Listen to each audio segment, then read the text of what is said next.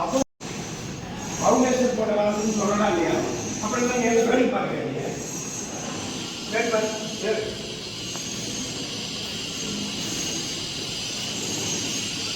இருக்காங்க. ஏன் ஏதோ தொழில் போயிடலான்னு சொல்றீங்க. அப்புறம் எடுத்துறாங்க தெரியாது. வேலை பூசியோ என்ன முறையோ எனக்கு தெரியாது. ஆனால் டைம் நல்லா இருக்கும். சரிதா? பாருங்க, அது சரி பண்ண மாதிரி சீக்கிரம் கொடுத்தாங்க.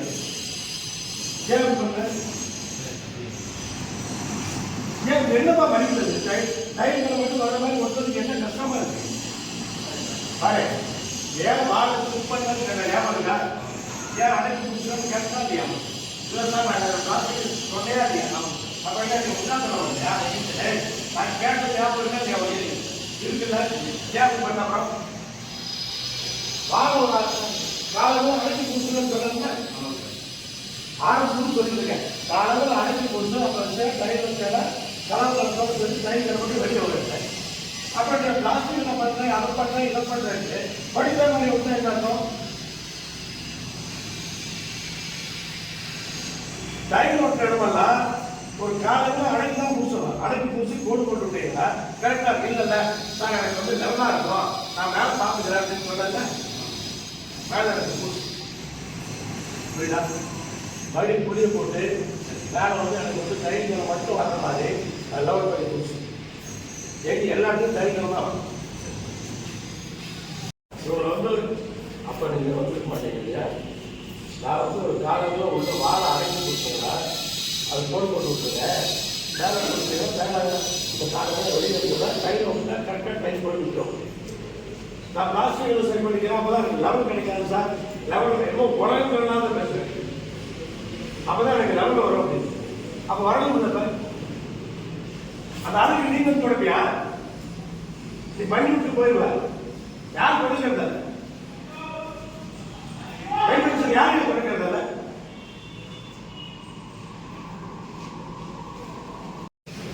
வராதுல்ல. எனக்கு முதல்ல ஒரு ரூமை பூசி காட்டு. திருப்பி எனக்கு எப்படி பண்ணுவாங்க எனக்கு இருந்தாங்க. ஒரு ரூமை பூசி காட்டுங்க. ஒரு ரூமை கரெக்டாக டைமில் வர்ற மாதிரி அவ்வளோதான் இருக்கணும். கொஞ்சம் அதிகமாக இருந்தாலும் அது அடுத்தபடி தான் செய்யணும். யாரும் தொடங்கிறது?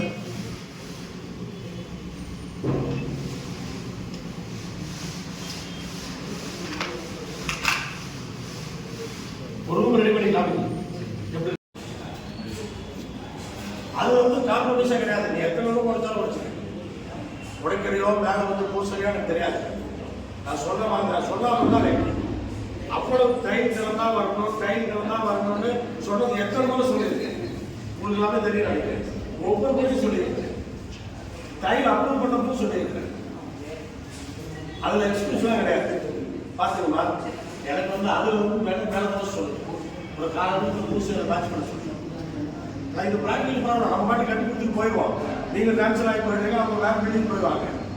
இவங்கெல்லாம் தான் கஷ்டப்படுவாங்க. எல்லங்கடை கட்டுவாங்க 2 ஏழை சிவத்தலை தாங்க. எதுக்கு ஐயா கடுகணியில் இருக்குது ஒரு சாயம். இது சாயம் போன வையி நான் தச்சு தரே வையி. எண்களே எப்படி இருக்கிறீங்க? நல்லா இருக்கிறீங்களா? ரொம்ப சந்தோஷம்ங்க.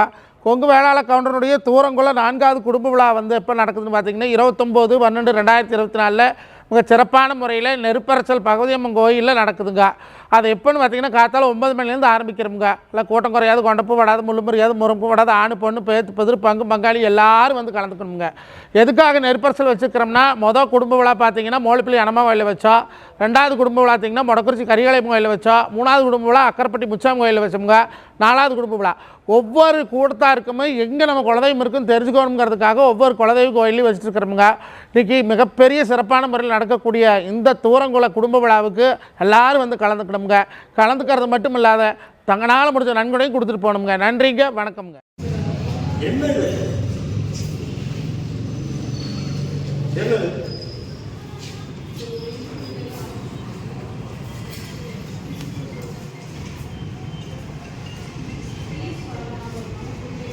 சரிம்மா, எது அசிங்கமா தெரியும்?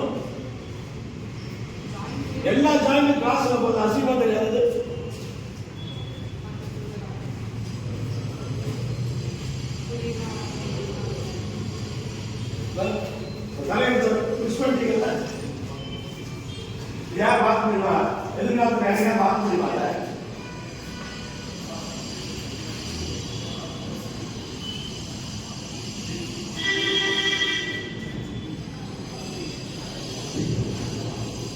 ஃபவுண்டேஷன் இன்ச்சு பை இன்ச்சு நான் பார்த்து வச்சுக்கிறேன். ஏன் ஒரு ரூம் விட்டு எனக்கு கான்செப்ட் தானே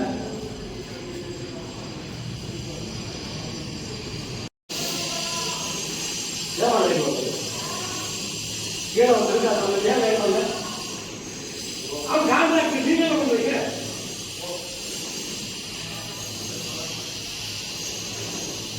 அது வரணுமா இல்லையா? ஏன் வரல?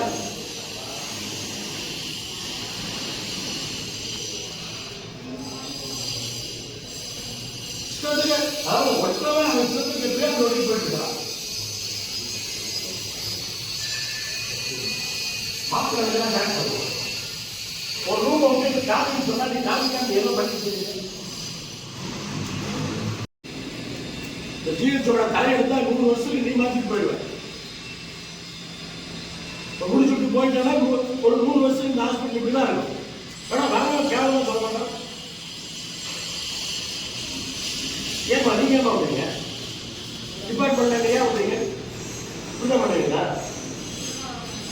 கீழே போட நேரம் மேலே என்ன புண்டையா இருக்கும்? என்ன புண்டையா இருக்கும் சொல்லுங்க. என்ன புண்டையா இருக்கும்? இதுக்கு இந்த அளவுக்கு வேலை ஆகுது. எல்லா ஜாதி ஈக்குவலாக இருக்குது. அதெல்லாம் ஓப்பனிங் இருக்குது.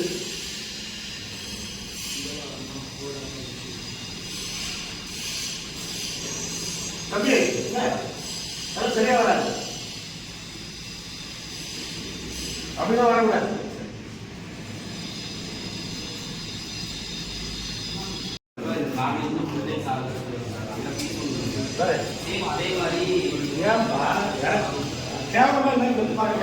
பாத்தீங்கன்னா இல்லையா?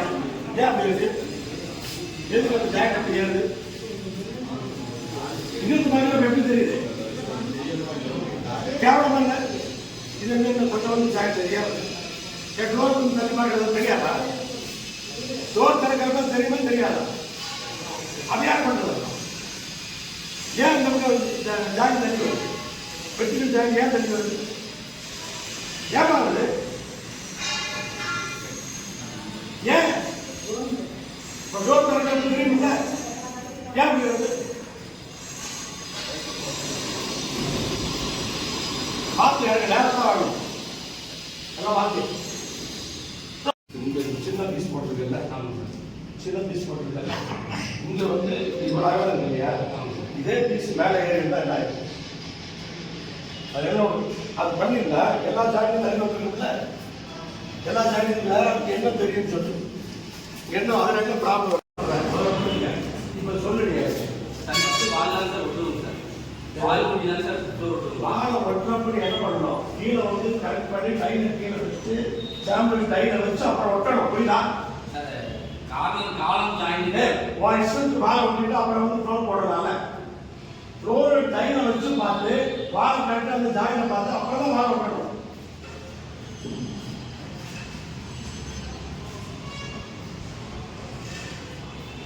புரியுதா? என்ன சொல்றேன்னு தெரியுதா உங்களுக்கு? ஏமா புரியுதா?